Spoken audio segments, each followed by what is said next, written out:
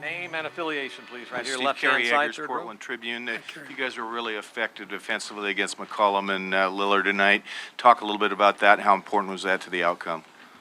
Well, they're a tremendous backcourt. We're well aware of what they're capable of, so we're paying a lot of attention to them, just trying to stay all over them if we can and not give up anything easy. And I thought our defense was good, but I also thought we benefited from the schedule. You know, we were able to finish our last series on Friday, and they had to go to a tough Game 7 in Denver and a quick turnaround. So the schedule favored us, but I thought we took advantage of the situation and got off to a good start.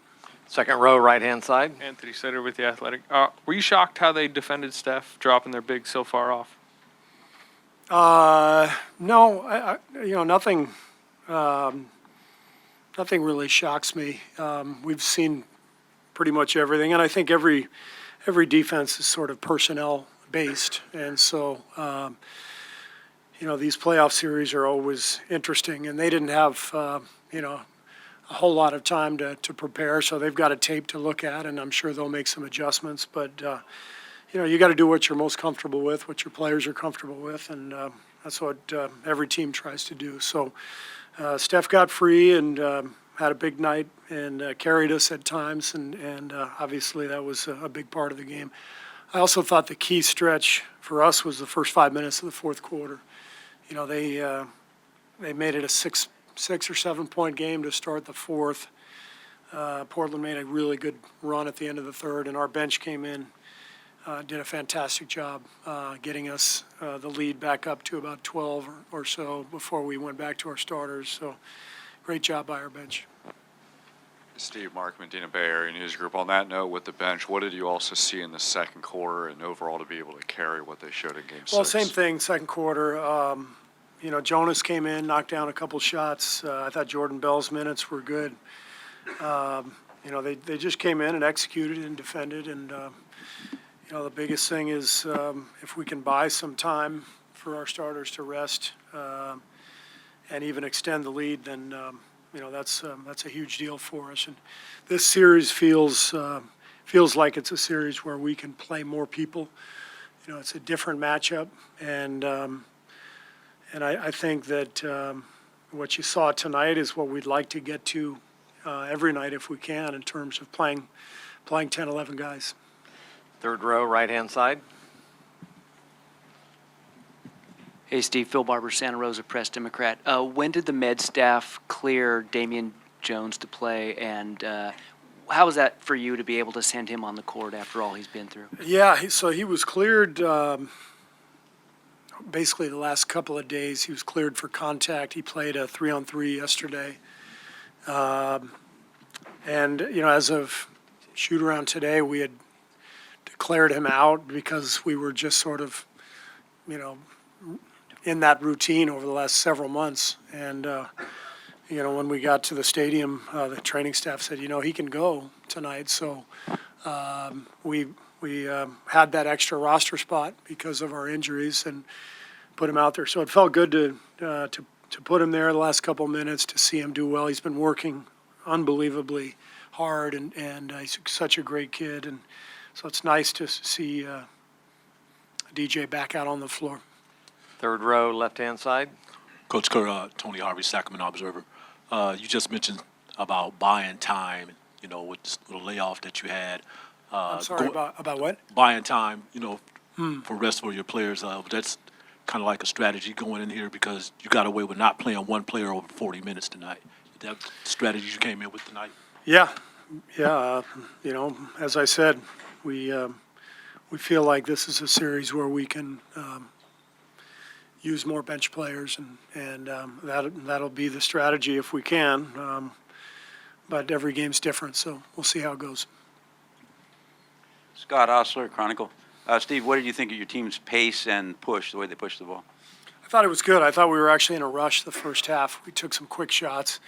Turnovers weren't too bad. I think we had 7 at the half. We finished with 14, which is a decent number. But it seemed like we were just in a hurry. The first half took a lot of quick ones. We were just not quite in our rhythm.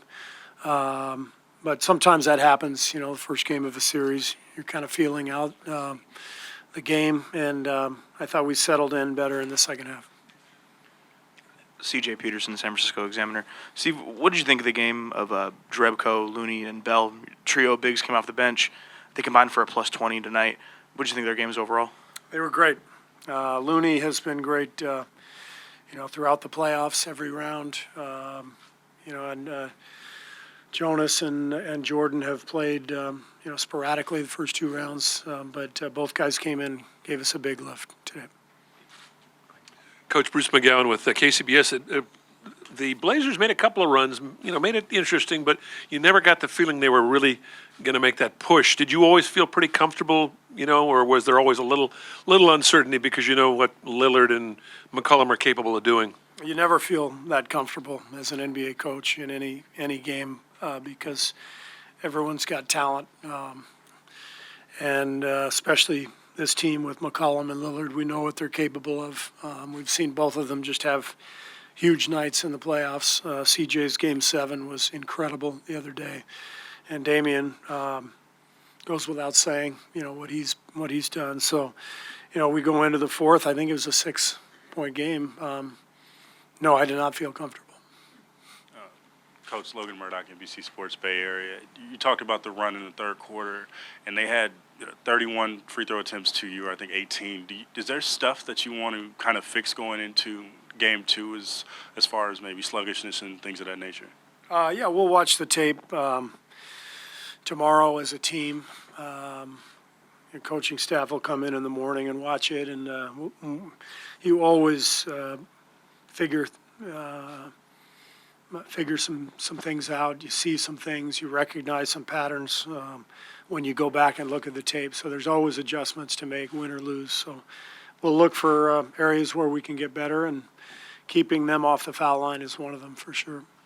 Second row, left-hand Hey, side. Steve, Draymond's had a string of pretty good games, but what have you seen from him from a leadership standpoint during the playoffs? I just think he's very comfortable. He's playing at such a high level, and he's mentoring the younger guys. He's talking to them on the sidelines, and Draymond is one of the smartest players I've ever been around, and he walks that line between being over the top, emotional, and passionate, and I think he's walking the line really well right now. He's just playing the game and delivering in a big way. Fifth row, right-hand side. Colin Ward, Henninger, CBSSports.com. You talked about how this is a series where you might be able to play more guys. I'm just curious if you could elaborate on that, on why this series as opposed to maybe Houston where you had to play fewer guys. It's just a different game. Every team presents different challenges. There's different matchups. The way Houston plays, it makes it more difficult to play a lot of people. They just look to isolate you in every spot on the floor, and just their style of play makes it more difficult. So nothing earth-shattering.